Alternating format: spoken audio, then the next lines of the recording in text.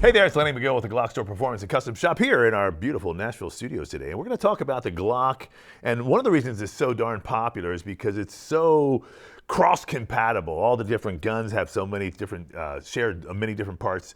And also, you can take a Glock 22 40 caliber, install a 9mm conversion barrel, and shoot 9mm, which is awesome, because now you basically have two guns in one. We sell the conversion barrels. And we have another conversion barrel that I think is really cool. It is the 45 caliber to 10mm. All right, so here's a Glock Gen 3 21. Boom, drop this magazine out, look inside. It is in fact unloaded. This is the SF frame. It's a little bit shorter there. A lot of people wonder what SF means. It means short frame. Okay, not short, but short frame. Okay, they made it shorter this way, so the original 21 was just massive, and you had to have really big hands to actually, be able to manipulate or hold it well and properly, and be able to manipulate the trigger. So they shortened the length of the frame itself so that people can actually get a good grip on it. But the cool thing about this is that it shares the same frame as the Glock 20. Now, what's really cool about the 45 is that you can actually shoot 10mm through it, and you have to use the 10mm magazines. So that's very important. But the 10mm magazines fit exactly into the magazine channel. So that's what's really, really neat about it. Now, you will need to shoot and use a conversion barrel.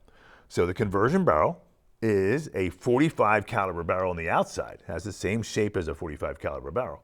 But on the inside, it is 10mm. Now, many of you know the 10mm is basically a 40 caliber round with a larger case. And the larger case gives the 10mm more velocity.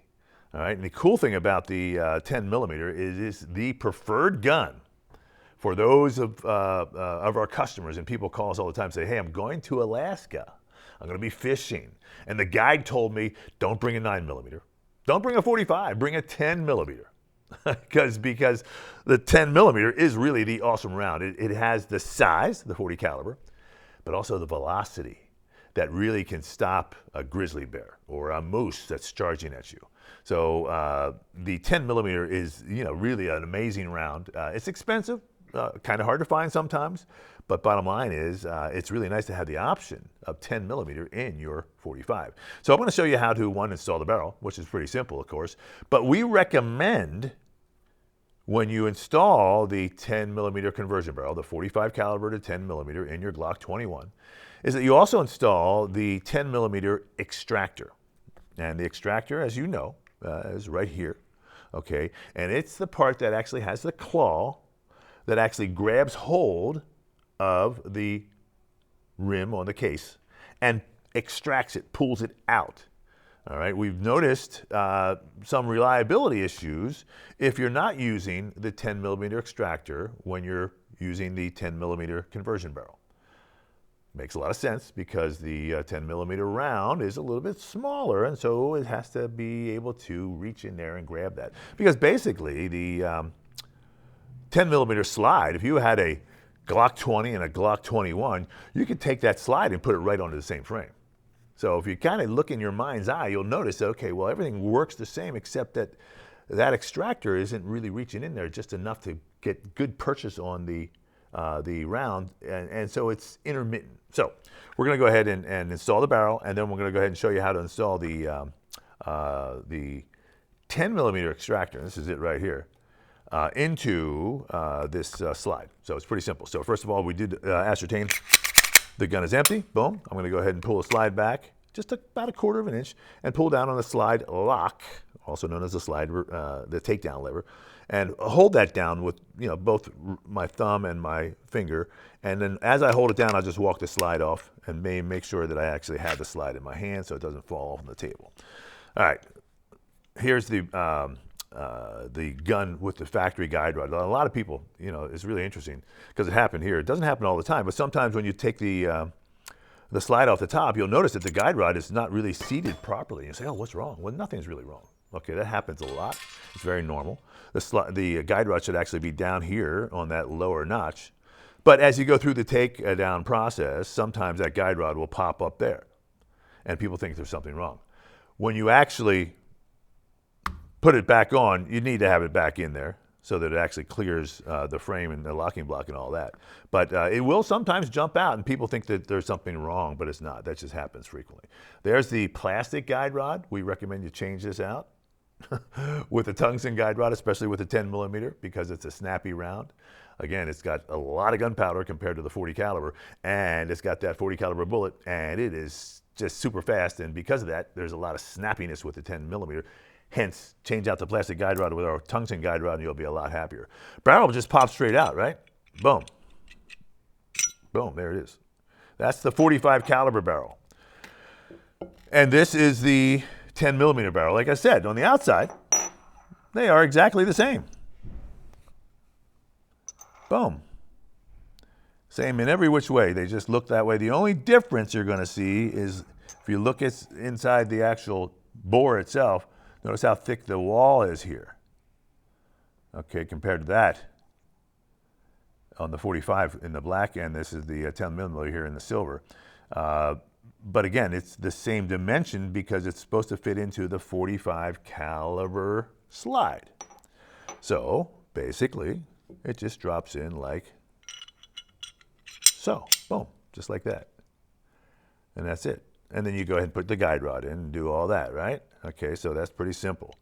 Now, one of the things I want to show you real quick is when you get a new barrel, and even if you've shot the barrel a lot and all that, there's some oil points that are really necessary, or, you know, important, should I say. I mean, the gun will shoot dry. Glock, that's one of the things about a Glock. It'll shoot dry. But it'll shoot better if you do oil a little bit. So I'm going to go ahead and put this back on real quick before I get into the extractor.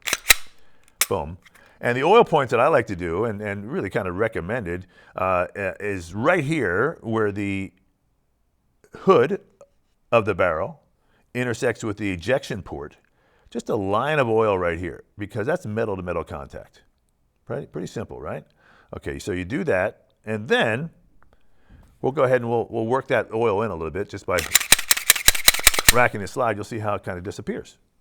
So it's important that you understand why we're doing that, because the Glock has an articulating barrel. So this, as you shoot the gun, the slide forces the barrel down, and the barrel kind of lifts up. So I'm going to go ahead and lock it back here, and you'll see how it kind of has a slight angle up, because now the slide has come over top of the hood of the barrel and it has pushed it down. So you really want to have some oil on that metal-to-metal contact there.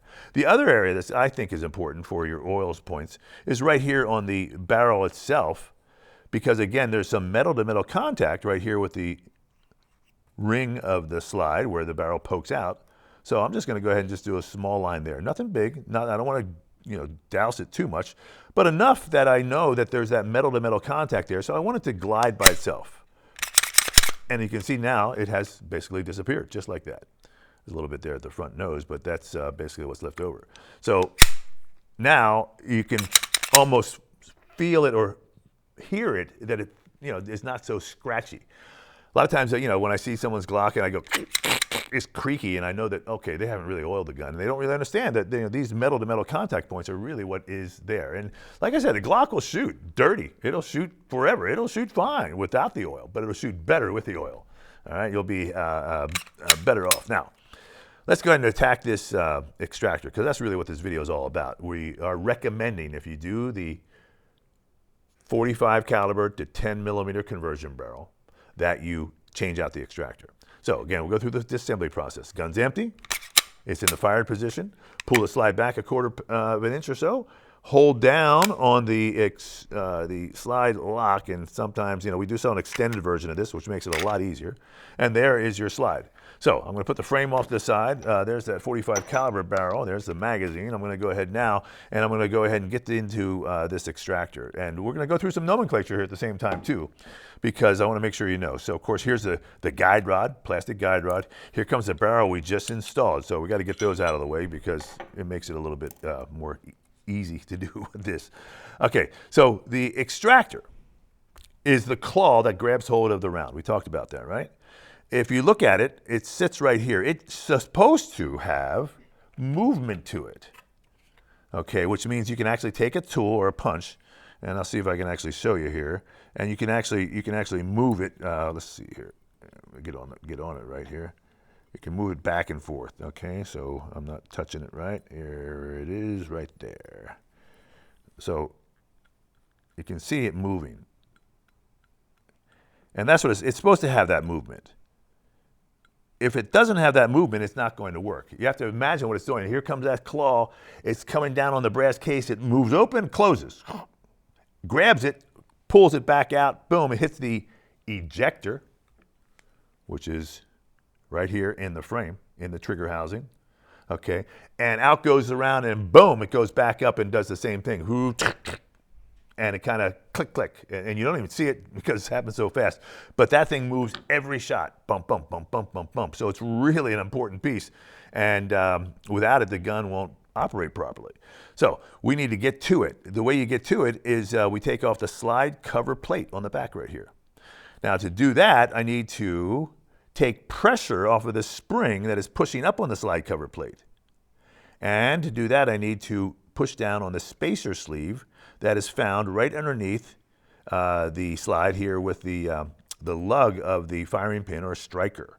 Okay, so I can pick that up, kind of pull it back. All right, and you'll notice a couple things here real quick. The firing pin is blocked by the safety plunger. If I push the safety plunger down, the firing pin moves down by gravity. And the pin actually sticks out of the hole. I don't know if you can see that in there. Right there. There's the firing pin. Now, when I pull it up, it disappears. It won't go down unless the safety plunger is depressed. The safety plunger will not be depressed unless I pull the trigger and the bird's eye, right here on the trigger bar, intersects with it. That's what makes the Glock so amazing. It's like it's a built-in safety. It won't go bang if the safety plunger is intact and in good working order, and it's not depressed by the trigger as you pull the trigger. So it's really a fantastic system. The firing pin cannot go forward unless the safety plunger is depressed. Now, back to the disassembly, because I love to talk about that because really, really important. But for this part, we're going to pull the striker back kind of in the unfired position. I'm going to go in there with this little punch, and I'm going to push down on what they call the spacer sleeve that goes around the firing pin. Okay, and then as I do that, I'll be able to thumb off the slide cover plate. So let me get a little more stout punch here. Again, a little punch set is always handy. The 3/32 punch is what Glock recommends to take a gun apart. It's only one punch you need. But sometimes I find these other punches are very, very handy. And so we sell this little punch set. Sell a ton of them. I mean, thousands of them. Lyman loves me because I promoted it for many years because it's, you know, it's just a great little set. And the fact that it's got a little hammer in it, which we're not going to really use today, but it's really cool. It's not that expensive, and it just works. All right, so I'm going to go in here. I'm going to push down that spacer sleeve, and that is spring-loaded. You can see, if you can see my hand kind of up and down. Okay, so as I push it down, then I'm going to take my thumb, and I'm going to thumb off this slide cover plate. And I want to make sure I keep my thumb on top of that, because some people, it's never happened to me, but some people have said that the extractor, depressor, plunger assembly, that the little detent will shoot off the spring. And I'm going to show you that here in just a second because that intersects with this extractor we're about to play with. So as I keep my thumb over top of this, I can pull the slide cover plate all the way off. You heard it snap up. That means, you know, it's kind of snapping off of this. If you notice on the back of the slide cover plate, there is what you call a little indentation. That is the exact same size as the striker spacer sleeve. That's the spacer sleeve. That's the striker spring. These are the spring cups, and that's the actual striker or firing pin. And it's an assembly. And I've shown different videos on how to take this apart and put it back together. So I'm not going to do it today, but it does look like that. This being the Gen 3 option. So you'll notice the firing pin itself basically is a blade versus the Gen 5 and the 43X now are actually a point, more of a spear versus a blade. So that's that. Now, Okay, so I'll put that off to the side too. Now here is where it gets to be a little tricky, okay? Because we have a lot of things interacting with one another and kind of capturing each other. This is the EDP, Extractor Depressor Plunger Assembly. And I will nomenclate all this for you. This is the rod, the extractor depressor rod, the rod itself, the spring, and the detent. Now, a couple things to keep in mind here. This detent is captured inside the spring. The spring is captured onto the rod. This detent happens to be tan or FDE. The 9mm versions are black. 40 caliber is a different color. This is the 45 option, and the 10mm is a different color. So you know that they're all a little different. All right. So it's funny because you think, well, how different could they be? What's the difference? Because the spring's the same, and the rod's basically the same. But why is that? You know, why would that make a difference? And I don't know. But they are different parts. So put that off to the side. And now here is where it gets, you know, really interesting, because when Glock designed this, he actually made the extractor capture the safety plunger, and the safety plunger captures the extractor. Now keep in mind that this EDP, Extractor Depressor Plunger Assembly, is critically important in that it sits right here and it gives that pressure onto the extractor. Remember the movement of the extractor back and forth? Well, that's kind of what that spring's all about. The metal part of the extractor interacts with the metal part of the rod interacts with the metal part of the extractor. All right, so here's what's really cool. I'm going to depress the safety plunger, and the extractor is just going to fall out. Okay, I can't even pry it out right now because it's still captured by this guy right here. So I'm going to go ahead and just depress that, and there goes the extractor. Boom. And then while we're here, might as well take the safety plunger out too, so you can kind of get a look at that. Now on the Gen 3 versions, it's round and it kind of goes in any which way. And the Gen 5 is a different shape, and it has different angles to it, and it really only goes in one way. So all the disassembly, it applies the same. There are some little subtle differences with the Gen 5, and that is one of them, this guy right here. So I'm going to pull out the safety plunger, and you're going to notice that the spring is captured in the hole of the safety plunger. So I can actually pick it up by the spring. Actually has a little snap when it goes in there. It's pretty cool. But what's really cool and what's really amazing to me is that here's the 10mm extractor, and here's the 45 caliber extractor. And for the life of me, they look a lot alike. There's subtle differences. I mean, I can just see, okay, this one has a little bit more of a ledge here than that one does, a little bit longer than this one. And that goes right back to what I said earlier, in that the 40 caliber round, .40, versus the .45, the 45 caliber round, is a little smaller. So the extractor has to be a little bigger to be able to reach to it and actually extract. So it's kind of like, well, they look a lot alike, except for that's just a little bit longer, and that's a little bit longer is that .05 of the difference between the 45 and the 40 caliber. Boom. Now, so, okay, well, there's my 40 caliber, and I'm going to be shooting 40 caliber out of my 45 with my conversion barrel, so I need to drop this in. And here's how this works. We're going to go in the reverse order. So I'll go ahead and I'll position the safety plunger in the hole. Okay, and again, like I said, for the Gen 3, it's round. It goes in any which way. You'll notice, again, it has a round top. We sell an improved version of this that is a little bit more round, without these lines on it, or without these tool marks on it, that allows the trigger bar to move over the safety plunger with less friction. Hence, you get a little lighter trigger pull, feels a little bit better. It's also coated in titanium nitride, which has a little better coefficient of friction, a little lower coefficient of friction. So we do have an improved version of the safety plunger, which I highly recommend. We also have a lighter spring involved so that it actually has less pressure to the spring pressure. So, all that stuff adds up on the trigger pull. So if you want a little bit lighter trigger pull, there's some, that's part of our pyramid trigger as well. But you can also buy these pieces separately and just, kind of experiment and get to that, point step by step. So safety plunger goes into the hole. Boom. All right. And I kind of just, going to let it sit there. And what I always like to do before I do anything else is just make sure that it has good spring pressure, that the spring didn't get kinked, didn't go cattywampus on me, anything like that. So now it looks like, okay, it looks like it's working, right? So now here comes my 10 millimeter extractor. I'm going to go ahead and drop it into here. So as I drop it in, well, there's a barrel here, okay? This little guy right here. And there's a hole in there, and that thing fits in the hole. The hole's bigger than the barrel because it has to move a little bit. It has to have a little bit of that rocking back and forth. So if it doesn't have that rocking back and forth, it's not going to work. So now, as I drop this into the slot and I make sure the barrel goes in the hole, I have to depress the safety plunger with my finger.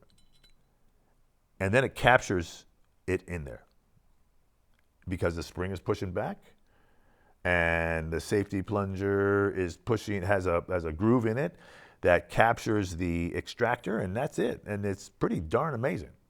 Now, the next step is the EDP, the extractor depressor plunger.